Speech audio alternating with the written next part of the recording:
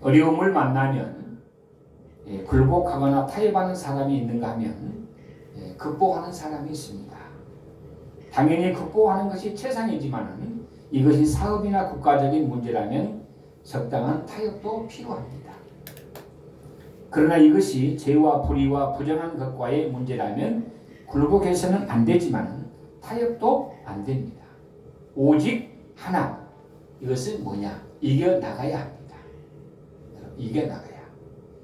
고대 중국 은나라의 충신 백의와 숙제는 주나라 무왕이 은나라를 멸망시키자 이제 수양으로 들어갑니다. 충절을 지키고자 한 행동입니다. 일제 강점기 맹하 양태승이라는 분도 속리산으로 온 가족을 이끌고 들어갔습니다. 당시 북에는 오산보제 고보, 남에는 고창 고보가 있어서 북오산 남고창이라고 했습니다. 일제는 이양부 학병 동원의 교사와 지식인을 앞장세웠습니다. 해직당하지 않으려면 이제 창씨 개명을 하라고 핍박합니다. 많은 지식인이 흩어졌습니다. 여러분. 그러나 고창 고보를 세운 양태성 선생은 굶어 죽을지언정 창씨 개명은 못한다 라며 속리산으로 들어갔던 것입니다. 10여 년 전 매하 양태성 평전이 출간되고 정부는 2016년 국민훈장 무궁화장을 추서하여 일제와 타협하지 않는 이분의 마음을 기다렸습니다. 여러분, 우리는 어떤 일을 할 때 또 하고자 할 때 그것을 통과를 해야 됩니다. 기독교가 로마 제국 치하에서 세속과 타협하기 시작했습니다. 그때 순수한 믿음을 유지하고 보존하였던 분들은 광야로 들어갔습니다. 이른바 이 광야의 영성, 사막의 영성을 추구하던 사막의 교부들입니다. 이분들은 광야에서 생활고에 시달리면서 오직 하나님께 몰두했습니다. 그들은 고행을 자초하면서 비판을 받기도 했습니다. 하지만 그들에게는 하나님만이 최고의 관심사였고 철저히 하나님의 뜻대로 살려고 예를 쓴 믿음의 사람들이었습니다. 믿음의 사람. 강원도에 인제나 대관령 등에 가면은 황태덕장이 있습니다. 그런데 강원도의 이런 지역에서 나온 황태가 아주 맛있다고 합니다. 거기에는 이유가 딱 한 가지 있다. 이 강원도의 황태덕장을 하는 곳은 겨울이면 밤에는 영하 20도까지 이렇게 내려간다 했어요. 기온이 내려간다는 낮에는 햇빛이 이렇게 비치고 밤에는 영하 20도까지 내려가는 아주 추운데, 그러니까 황태가 매일 얼었다가 녹았다 하길 이렇게 반복한다고 합니다. 이런 식으로 한 겨울을 지내고 나면 황태는 황색의 윤기를 띠고 육질이 부드러워져서 최고의 맛을 낸다고 합니다. 이처럼 황태는 혹독한 시련을 겪고 나서야 뭐예요? 최고의 상품으로 사람들에게 인기를 얻기 시작합니다. 여러분 인생도 강원도 황태 덕장이 있는 곳의 추위처럼 고난이 반복되기도 합니다. 나에게 왜 이런 고난이 있을까? 나에게 왜 이런 시험이 있을까? 나에게 왜 이런 어려움이 있을까? 왜 하나님이 나에게 이런 어려움의 시기를 나에게 허락했을까? 나에게 하나님이 나에게 왜 이런 고통을 주실까? 이 어려움을 주실까? 사랑의 하나님인데 나에게 왜 이런 어려움을 주실까? 왜 이런 것을 허락하신 것일까요? 우리가 흔히 고백하는 대로 하나님은 사랑의 하나님, 사랑의 하나님이요 좋은 것을 주시는 하나님이신데 왜 그런 광야와 같은 고난을 허락하신 것일까요? 왜 광야에 같은? 이스라엘 사람들은 그 고통스러운 광야의 삶을 통하여 여러분 무엇을 깨달았을까요? 우리도 광야와 같은 이 코로나 바이러스 시대를 지나며 무엇을 깨달아야 할까요? 무엇을 깨달아요? 오늘 우리는 이 이스라엘 백성들이 그 힘든 광야를 통해 깨달은 것처럼 우리도 이 어려움을 통하여 깨달아야 할 것이 무엇인지 우리는 말씀을 통하여서 서로 은혜를 나누고자 합니다. 그건 첫째로 광야를 통해서 하나님은 이스라엘 사람들을 낮추기를 원했습니다. 하나님은 교만한 자를 절대 사용하지 않습니다. 겸손한 자를 사용하십니다. 오늘 본문 2절에서 하나님은 광야를 통하여 이스라엘 사람들을 낮추기를 원하셨다고 합니다. 낮추었다. 낮아져라. 겸손해져라. 그러면 이 이스라엘 사람들이 어떻게 행동했기에 하나님은 광야를 통하여 이스라엘 사람들을 낮추시겠다고 하신 것일까요? 성경 민수기 13장 14장 보면 12명의 정탐꾼을 보내서 가나안 땅을 40일 동안을 이렇게 정탐하라고, 정탐하고 난 후에 그 정탐꾼의 보고와 사람들의 반응이 나와 있는데 10명의 정탐꾼들이 그 땅은 좋은 땅이나 거인들이 살고 있어서 우리는 그 땅을 차지할 수 없다고 하자 사람들은 이 가나안 사람들의 칼에 죽이려고 하였으며 차라리 애굽에서 돌아가는 게 낫겠다고 하면서 마지막 하는 말이 뭡니까? 원망하고 불평합니다. 원망합니다. 불평합니다. 여러분, 예수님께서는 이 땅에 오실 때에 많은 사람들을 위해서, 죄인을 위해서 십자가에 죽으심으로 구원이라는 확신을 우리에게 허락해 주었습니다. 그리고 주님께서 수많은 사람들에게 확신을 주었습니다. 무슨 이야? 너희들이 나를 믿고 따라오면 너희들이 천국에 갈 수 있는 그런 특권이 너희들에게 허락해진다. 이 특권을 가지고 살아가라. 그리고 좋은 말을 했습니다. 좋은 점만 보았습니다. 좋은 이야기만 했습니다. 안 좋은 것은 다 덮어줬습니다. 또 사랑해 주었습니다. 저 안 좋은 점이 보여도, 안 좋은 점이 보여도 예수님의 사랑이 있다고 하면 그 모든 것을 덮고 갑니다. 그 위로해 줍니다. 기도해 줍니다. 이 바로 주님의 방법입니다. 원망하지 않습니다. 이들이 모세와 아론을 원망했지만 사실 모세와 아론을 원망하는 것이 아니라 하나님을 원망하는 것입니다.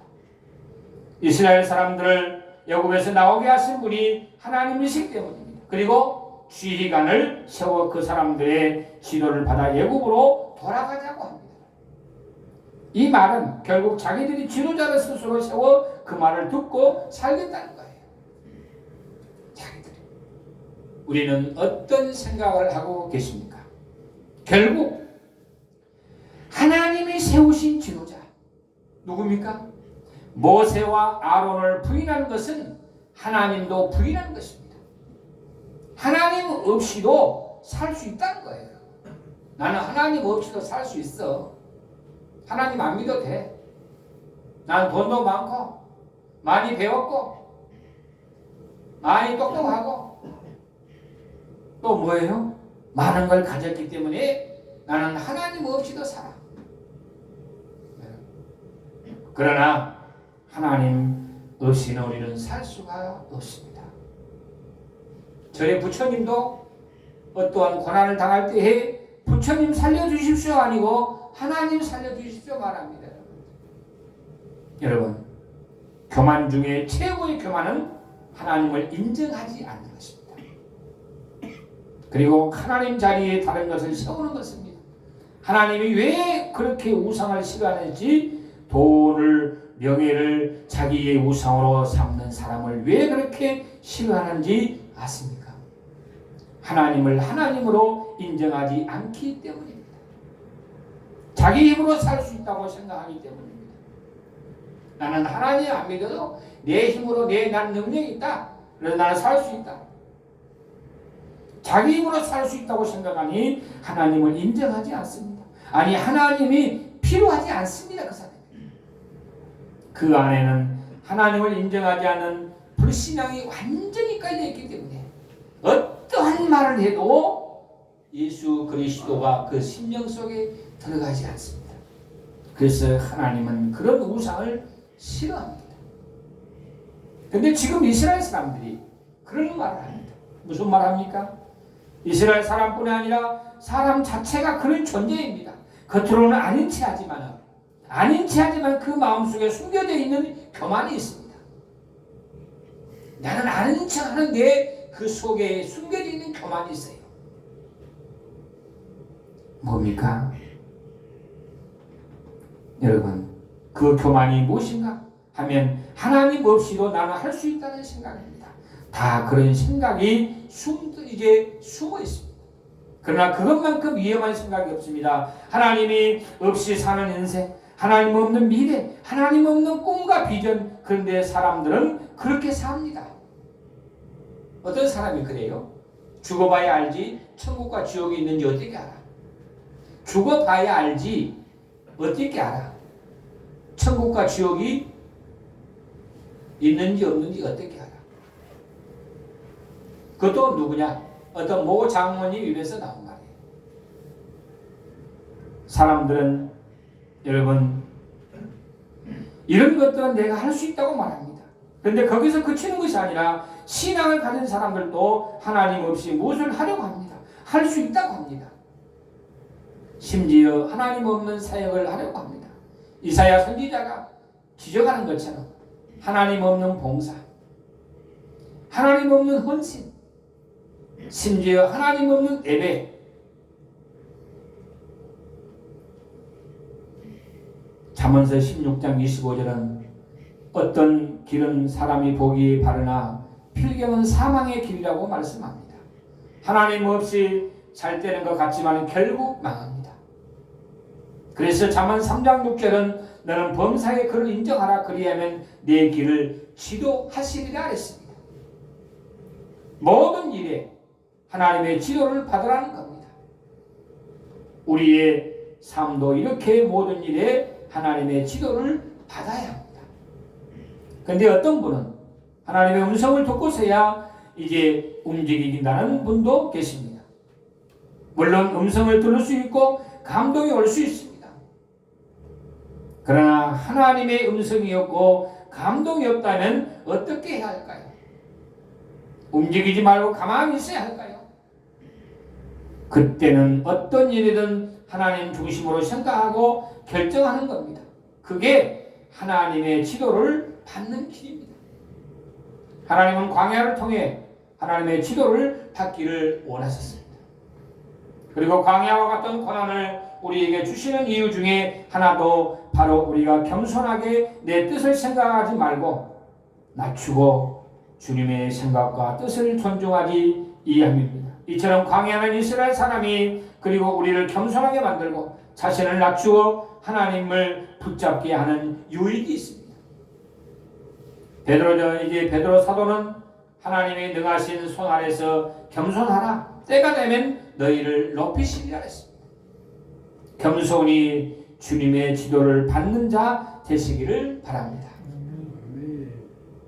사랑하는 성도 여러분, 두 번째로는 하나님은 광야를 통해서 이스라엘 사람들을 시험하시기 원하셨습니다. 오늘 본문 2절에서 너를 시험하사라고 하시는데 여기서 시험한다는 의미는 여러분 테스트입니다. 테스트. 시험이란 말은 시험과 유혹이란 말로 번역할 수가 있습니다. 우리가 교회에 나오는데 오늘 교회 안 가도 돼. 오늘 기도 안 해도 돼. 오늘 찬송 안 해도 돼. 오늘 하루 정도는 빠져. 이 정도는 괜찮아. 시험이 들어옵니다. 유혹이 옵니다.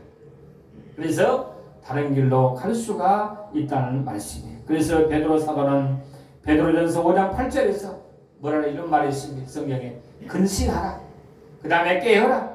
너희 대적 마귀가 오는 사자같이 돌아다니며 삼킬 자를 찾나니. 삼킬 자를 찾는다 했습니다. 테스트. 이것이 우리를 망하게 하려고 마귀가 유혹하는 것이며 테스트라는 말 그대로 우리의 신앙과 믿음을 단련시키기 위하여 하나님이 테스트하는 것입니다. 야고보서 1장 13절에 보면 사람이 시험을 받을 때에 내가 하나님께 시험을 받는다 하지 말지니 하나님은 악에게 시험을 받지도 아니하시고 친히 아무도 시험하지 아니하시니라 했습니다. 광야 자체가 고난의 자리입니다. 고난의 자리. 우리 삶의 자리가 광야와 같을 때가 많습니다. 그런데 하나님이 우리를 그런 자리에 있게 하시는 이유 중 하나는 하나님을 우리를 시험하신 것입니다. 즉 테스트해 보시는 겁니다. 이런 광야 같은 고난과 어려움 중에도 하나님을 믿고 신뢰하며 사는지를 테스트해 보시는 겁니다. 이게 나가냐? 뭔 일이냐? 아마도 하나님은 코로나19를 바이러스 전국을 지나며 우리를 시험하고 계시는도 모릅니다. 이런 고난과 어려움 가운데서 하나님을 붙잡고 사나 이런 고난과 어려움 중에도 예배와 기도와 찬양을 포기하지 않고 주님을 의지하고 사는지를 하나님은 테스트해 보내실지도 모릅니다. 신앙을 쉽게 버려버립니다. 믿음을 쉽게 버립니다. 그 심령 속에는 예수 그리스도가 계시지 않기 때문에 베드로전서 4장 12절 13절에 보면 사랑하는 자들아 너희를 연단하려고 오는 불시험을 이상한 일을 당하는 것 같이 이상히 여기지 말고 오히려 너희가 그리스도의 고난에 참여하는 것으로 즐거워하라. 이는 그의 영광을 나타내실 때에 너희로 즐거워하고 기뻐하게 하려 함이라 했습니다. 말씀하는데 우리도 이렇게 되어야 합니다. 그런데 이스라엘 사람들은 이 시험을 통과하지 못했습니다. 그래서 20세 이상의 성인들은 모두 불순종으로 인해서 광야에서 죽고 말합니다. 하나님은 오늘 우리에게도 이런 시험들을 주십니다. 시험의 목적은 우리를 테스트해 보시는 겁니다. 때로 광야와 같은 어려움을 줍니다. 왜 나에게 이런 고난이 올까? 왜 이런 고통이 올까? 때로 물질을 주고 명예를 주고 건강을 주고 복도 줘서 그것에 이제 휘둘리지 않고 하나님만 섬기며 살 수 있는 사람인가를 시험해 봅니다. 이런 테스트를 통과한 자에게는 더 좋은 것, 더 귀한 것을 주십니다. 그런데 이스라엘 사람들은 이 테스트를 통과하지를 못했습니다. 그러나 우리는 다 통과하여 이 은혜와 복을 여러분 받으시기를 바랍니다. 그 다음에 세 번째는 광야를 통하여 성도는 하나님의 말씀으로 사는 것임을 알게 원하셨습니다. 오늘 본문 2절을 보면 하나님께 광야의 길을 걷게 하신 것은 하나님의 말씀을 잘 지키는지를 알게 하시기를 이함이라고 하셨습니다. 그리고 3절을 통해서 사람이 떡으로만 사는 것이 아니요 여호와의 입으로 나오는 모든 말씀으로 사는 줄을 알게 하시기를 원하셨다고 말씀합니다. 광야는 아무것도 없는 곳입니다. 모래와 자갈과 바위와 바람과 가득한 곳입니다. 낮에는 더위와 밤에는 추위가 있는 곳입니다. 마실 물도 먹을 양식도 없습니다. 그래서 하나님을 의지하지 않으면 살 수 없는 것입니다. 마치 양들이 전적으로 목자만 의지하듯이 전적으로 하나님만 의지하는 곳입니다. 그래서 하나님을 의지하는지 의지하지 않는지를 알 수 있는 최적의 장소입니다. 말씀에 순종하는지 순종하지 않는지를 볼 수 있는 최적의 장소입니다. 광야에서는 하나님을 의지하고 하나님의 말씀에 순종하면 살 수 있습니다. 심지어 풍성한 삶이 가능합니다. 그래서 이스라엘 사람들은 하나님을 의지하기만 하며 갖고는 수고도 없이 만나를 먹었습니다. 그 만나 맛이 어땠는지 출애굽기 16장 31절에 이렇게 소개합니다. 이스라엘 족속이 그 이름을 만나라 했으며 이게 가시같이 희고 맛은 꿀 섞는 것과 과자 같았더라 했습니다. 물론 이스라엘 사람들이 믿음이 없어지니 그 맛은 이제 박하 식물 먹기 싫은 식물이라고 말하지만 원래 만나 맛은 이랬습니다. 그리고 그들이 필요하면 하나님은 생수를 공급하셨습니다. 고기를 먹고 싶다 하면 메추라기를 보내주셨습니다. 오늘 본문 4절 말씀처럼 의복이 헤어지지 아니하였고 발이 부러뜨리지 않게 하셨습니다. 또 그들이 가지고 있는 소와 양을 통하여 우유와 치즈도 넉넉히 먹을 수 있었습니다. 광야에서 농사도 길쌈도 안 하는데 이 정도면 풍성한 삶입니다. 하나님은 광야를 통하여 하나님의 말씀대로 살아야 힘을 알게 하신 것입니다.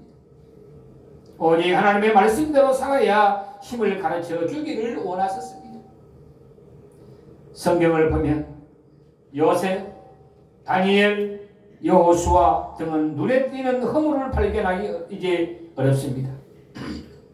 허물 없는 사람이 없지만은 성경이 왜 이들이 허물을 기록하지 않았을까요?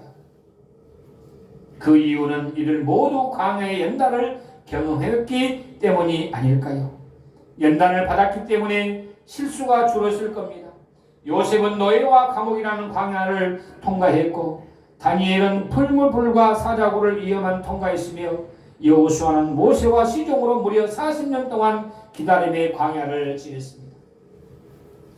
이처럼 광야와 고난은 지나기에는 힘든 것이지만 인생의 유혹과 시험에 대한 훈련의 장소입니다. 이스라엘 왕이었던 여러분, 이스라엘 왕이 누구였습니까? 사울이잖아요. 이 사울과 다윗의 차이점은 뭡니까? 사울과 다윗의 차이점. 둘 다 시작할 때 모습은 비슷합니다. 둘 다 겸손했습니다. 금방 떨지 않았습니다. 겸손했고 둘 다 탁월한 예모가 있었고 둘 다 리더십 있는 사람이었습니다. 그러나 사울은 무너졌고 다윗은 세워졌습니다. 이유가 무엇일까요? 다윗에게는 오랫동안 광야에서 양을 치며 홀로 보내는 광야가 있었지만 사울에게는 광야가 없었기 때문이 이게 광야가 없었기 때문이 아닐까요? 이렇게 광야의 연단이 없는 사람이 삶은 약할 수밖에 없습니다. 광야를 지나보지 못한 사람은 넘어졌다가 일어설 힘이 없습니다. 인생에 광야가 없으면 또 다른 광야를 만났을 때 그 광야를 이겨낼 힘이 없습니다. 그러니 넘어질 수밖에 없죠. 그러기에 광야는 힘들지만 복된 사람을 만드는 도구입니다. 복된 사람으로 변화시키는 이제 솔루션이 바로 광야입니다.